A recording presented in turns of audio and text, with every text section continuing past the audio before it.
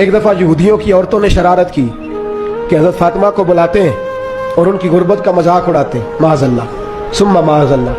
کہتی ہیں گھر آئی عورتیں کہنے لگی حضور اپنی بیٹی کو بھیجیے، ہمارے گھر میں شادی ہے، ہم چاہتی ہیں یہ وہاں لوگوں کو تبلیغ کریں، دین کا پیغام دیں۔ اب اسلام پر تو حضور ضرور بھیجا کرتے تھے، چاہے کوئی دھوکے سے ہی بلاتا۔ میرے حبیب پاک صلی اللہ علیہ وسلم نے کہا فاطمہ جاؤ۔ حضرت فاطمہ کہتی ہیں ہاں تو کر لی، پر میرے وجود پہ کپڑے پھٹے ہوئے تھے، کئی جگہ پہ پیوند تھے، اور مجھے پتا تھا یہ عورتیں کس مزاج کی ہیں۔